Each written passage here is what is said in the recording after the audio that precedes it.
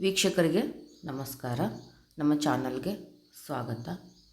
ವೈಶಾಖ ಶುದ್ಧ ಪೌರ್ಣಮಿಯು ಎಷ್ಟು ಮಹತ್ವ ಎಂದರೆ, ನಾವು ಹಿಂದಿನ ಒಂದು ವಾರದಲ್ಲಿ ಮಾಡಿರ್ತಕ್ಕಂಥ ಅಕ್ಷಯ ತೃತೀಯ ಎಷ್ಟು ಇಂಪಾರ್ಟೆನ್ಸ್ ಇದೆಯೋ, ಅಂದರೆ ಎಷ್ಟು ಪ್ರಮುಖ ಪಾತ್ರವನ್ನು ವಹಿಸುತ್ತದೋ ಅಷ್ಟೇ ಒಂದು ಪ್ರಮುಖ ಪಾತ್ರವನ್ನು ಈ ವೈಶಾಖ ಶುದ್ಧ ಪೌರ್ಣಮಿ ಅಂದರೆ ಬುದ್ಧ ಪೌರ್ಣಮಿ ಇದಕ್ಕೂ ಅಷ್ಟೇ ಒಂದು ಶಕ್ತಿಯುತವಾದ ದಿನ.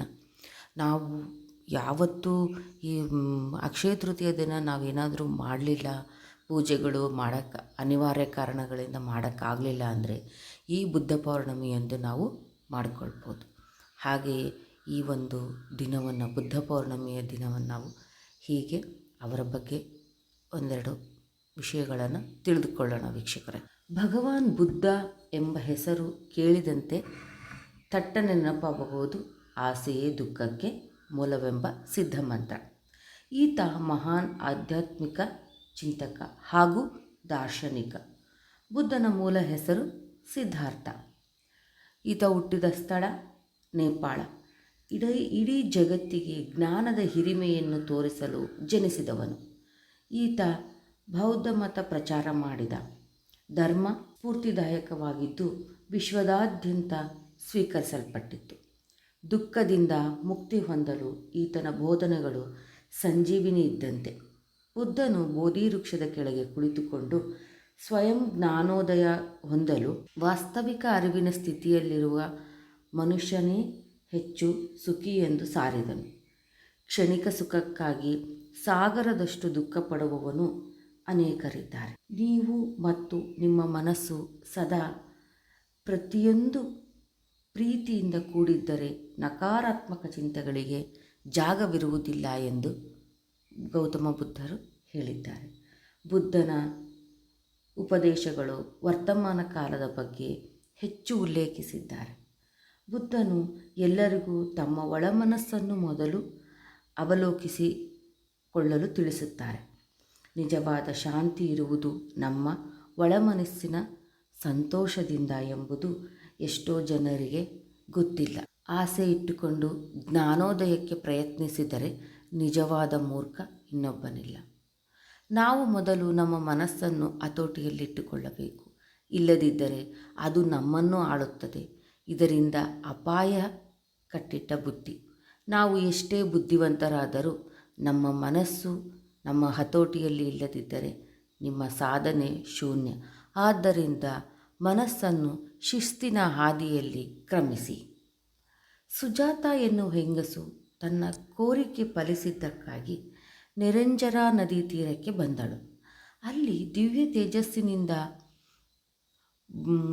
ಬೋಧಿ ವೃಕ್ಷದ ಕೆಳಗೆ ಇರುವ ಗೌತಮರನ್ನು ವನದೇವತೆಯ ರೂಪವಾಗಿ ಕಂಡು ಚಿನ್ನದ ಬಟ್ಟಲಿನಲ್ಲಿ ಪಾಯಸವನ್ನು ನೀಡಿದಳು. ಆ ಪಾಯಸವನ್ನು ಸೇವಿಸಿದನು. ಆ ದಿನ ನನ್ನ ಧ್ಯಾನ ಸಾಧನೆಯಲ್ಲಿ ಇನ್ನೂ ಜ್ಞಾನೋದಯವನ್ನು ಹೊಂದಿದ್ದೆ. ಆದರೆ ಈ ಚಿನ್ನದ ಪಾತ್ರೆ ನೀರಿನ ಮೇಲೆ ತೇಲಬೇಕು, ಇಲ್ಲದಿದ್ದರೆ ನೀರಿನಲ್ಲಿ ಮುಳುಗಿ ಹೋಗಬೇಕು ಎಂದು ನದಿಗೆ ಬಿಸಾಡಿದರು. ಆಗ ಅದು ಪಾತ್ರೆ ತೇಲುವುದು ಕಾಣಿಸಿತು. ಆ ದಿನ ವಿಶೇಷವಾದ ದಿನ. ಅದೇ ವೈಶಾಖ ಶುದ್ಧ ಪೌರ್ಣಮಿ. ಹೊಟ್ಟೆ ತುಂಬಿದ ಗೌತಮನು ನಡಿಗೆ ಪ್ರಾರಂಭಿಸಿದನು. ಗಯಾಗೆ ಹೊರಟನು. ಅಲ್ಲಿ ಒಣ ಹುಲ್ಲನ್ನೇ ಹಾಸಿಗೆಯನ್ನಾಗಿ ಮಾಡಿಕೊಂಡನು. ಮರಕ್ಕೆ ಬೆನ್ನು ಒರಗಿಸಿಕೊಂಡು, ಮೂಳೆಗಳು ಕರಗಿ ಹೋದರೂ, ರಕ್ತ ನನ್ನ ಈ ಜೀವನ ಹೋದರೂ ನಾನು ಜ್ಞಾನೋದಯ ಹೊಂದುವವರೆಗೂ ಏಳುವುದಿಲ್ಲ ಎಂದು ಶಪಥ ಮಾಡಿದನು. ಉಚ್ಛ್ವಾಸ ನಿಶ್ವಾಸಗಳನ್ನು ಗಮನಿಸುತ್ತಾ ಪದ್ಮಾಸನ ಸ್ಥಿತನಾಗಿ ತನ್ನಷ್ಟಕ್ಕೆ ತಾನೇ ತಿಳಿದುಕೊಳ್ಳಬೇಕೆಂದುಕೊಂಡನು. ಹೊರ ಪ್ರಪಂಚದಲ್ಲಿ ಏನೂ ಇಲ್ಲ, ಇರುವುದೆಲ್ಲ ತನ್ನೊಳಗೆ ಎಂದು ಗಮನಿಸಿದರೆ ಮಾತ್ರ ಈ ದಾರಿ ದೊರಕುವುದೆಂದು ತಿಳಿದುಕೊಂಡನು. ಸಹಜ ವಿಧಾನಗಳಿಗೆ ದೂರವಾಗಿರುವ ಸಾಧನೆಗಳೆಲ್ಲವೂ ಸರಿಯಾದುದಲ್ಲವೆಂದು ನಿರ್ಧರಿಸಿಕೊಂಡು ಸಹಜವಾಗಿ ನಡೆಯುವ ಉಚ್ಛ್ವಾಸ ನಿಶ್ವಾಸಗಳಿಗೆ ಗಮನಿಸುತ್ತಾ ಹೋದನು. ಅದೇ ಆನಾಪಾನ ಸತಿ ಧ್ಯಾನ. ನಡೆಯುತ್ತಿರುವ ಶ್ವಾಸದ ಮೇಲೆ ಗಮನವನ್ನು ಇರಿಸಿದನು. ಮನಸ್ಸನ್ನು ಅಲ್ಲೋಲ ಕಲ್ಲೋಲಗೊಳಿಸುತ್ತಾ ಎಷ್ಟೇ ಆಲೋಚನೆಗಳು ಸುತ್ತುವರಿದರೂ, ಕೋರಿಕೆಗಳು, ಭಯಗಳು, ವಾಂಛೆಗಳು ಮನಸ್ಸನ್ನು ಆವರಿಸಿದವು. ಇವುಗಳನ್ನೆಲ್ಲ ದೂರ ತಳ್ಳಿ ಬಂದು ಹೋಗುತ್ತಿರುವ ಆಲೋಚನೆಗಳನ್ನು ಗಮನಿಸುತ್ತಾ ಪಟ್ಟು ಬಿಡದೆ ಶ್ವಾಸದ ಮೇಲೆಯೇ ತನ್ನ ಗಮನವನ್ನು ಕೇಂದ್ರೀಕರಿಸಿದನು. ಅಲ್ಲೋಲ ಕಲ್ಲೋಲವಾಗಿದ್ದ ಮನಸ್ಸು ನಿಧಾನವಾಗಿ ಶಾಂತವಾಯಿತು. ಸಂಜೆಯ ವೇಳೆಗೆ ದಿವ್ಯಚಕ್ಷುವು ಉತ್ತೇಜನವಾಯಿತು. ದಿವ್ಯಚಕ್ಷು ಎಂದರೆ ಧ್ಯಾನದಲ್ಲಿ ಹೊಂದುವ ಅನುಭವ. ಇದನ್ನು ಮೂರನೇ ಕಣ್ಣು ಎಂದು ಕರೆಯುತ್ತೇವೆ. ಹೀಗೆಯೇ ಗೌತಮ ಬುದ್ಧರಿಗೆ ಮೂರನೆಯ ಕಣ್ಣಿನ ಅನುಭವ ಆಯಿತು. ಹಾಗೆ ಗೌತಮ ಬುದ್ಧರು ಜ್ಞಾನೋದಯವಾದ ಸಮಯದಲ್ಲಿ ತಿಳಿದುಕೊಂಡಿದ್ದ ಹಾಗೂ ಈ ಪ್ರಪಂಚಕ್ಕೆ ತಿಳಿಸಿದ್ದು 4 ಮಾರ್ಗಗಳು. ಮೊದಲನೆಯದು ಪ್ರಪಂಚವೆಲ್ಲ ದುಃಖಮಯ. ಎರಡನೆಯದು ಆಸೆಯೇ ದುಃಖಕ್ಕೆ ಕಾರಣ. ಮೂರನೆಯದು ಆಸೆ ಎಂಬುದು ಅವಿದ್ಯೆಯಿಂದ ಬರುತ್ತದೆ. ನಾಲ್ಕನೆಯದು ಅವಿದ್ಯೆ ಎಂಬುದು ಜ್ಞಾನದಿಂದ ಹೋಗುತ್ತದೆ. ಹೀಗೆ ಗೌತಮ ಬುದ್ಧರು ಅರಿಹಂತ ಎಂದರೆ ಕೋರಿಕೆಗಳನ್ನು ಜಯಿಸಿದವನು. ಎರಡನೆಯ ವಾರ ಬೋಧಿ ವೃಕ್ಷವನ್ನು ಕಣ್ಣು ಮುಚ್ಚುತ್ತಲೇ ನೋಡುತ್ತಾ ತನ್ನ ಬುದ್ಧತ್ವ ಸಾಧನೆಗೆ ಅನುಕೂಲ ಮಾಡಿಕೊಟ್ಟ ಆ ವೃಕ್ಷಕ್ಕೆ ಒಂದು ಕೃತಜ್ಞತೆಯನ್ನು ಹೇಳುತ್ತಾರೆ. ಒಂದೇ ವೃಕ್ಷದ ಕೆಳಗೆ ಕುಳಿತು ಸಾಧನೆ ಮಾಡುತ್ತಾ ಇದ್ದ ಸಿದ್ಧಾರ್ಥನನ್ನು ಗಮನಿಸುತ್ತಿದ್ದ ದೇವತೆಗಳಿಗೂ ಸಹ ಸಿದ್ಧಾರ್ಥನ ಯಾವ ಜ್ಞಾನೋದಯವಾಯಿತು ಎಂದು ಅನುಮಾನ ಬರುತ್ತದೆ. ಮೂರನೆಯ ವಾರದಲ್ಲಿ ಗೌತಮ ಬುದ್ಧನು ಆಕಾಶಕ್ಕೆ, ಭೂಮಿಗೆ ಚಿನ್ನದ ಏಣಿಯನ್ನು ತನ್ನ ಮನೋನೇತ್ರದಿಂದಲೇ ನಿರ್ಮಿಸಿ ಹತ್ತುತ್ತಾ ಇಳಿಯುತ್ತಾ ಇದ್ದನು. ತಾನು ಜ್ಞಾನೋದಯ ಹೊಂದಿದ್ದೇನೆ ಎಂದು ನಿರೂಪಿಸಲು ದೇವತೆಗಳಿಗೆ ಬಂದ ಅನುಮಾನವನ್ನು ಪರಿಹರಿಸುತ್ತೇನೆ ಎಂದು ಬುದ್ಧರು ಹೇಳುತ್ತಾರೆ. 4ನೇ ವಾರ ಮಣಿಮಾಣಿಕ್ಯಗಳಿಂದ ಕೂಡಿದ ಮಾನಸಿಕ ಮಂದಿರವನ್ನೇ ನಿರ್ಮಿಸಿಕೊಂಡು ಅದರಲ್ಲಿದ್ದು ಧ್ಯಾನ ಮಾಡಿದರು. ಈಗ ಬುದ್ಧನ ಮನಸ್ಸು ಹಾಗೂ ಬುದ್ಧ ಪರಿಶುದ್ಧವಾದನು. ಆತನ ದೇಹದಿಂದ 6 ವರ್ಣಗಳು ಹೊರಸೂಸಿದವು. ಈ 6 ವರ್ಣಗಳು ಬುದ್ಧನಲ್ಲಿರುವ ಗುಣ ಸಂಕೇತಗಳಾಗಿವೆ.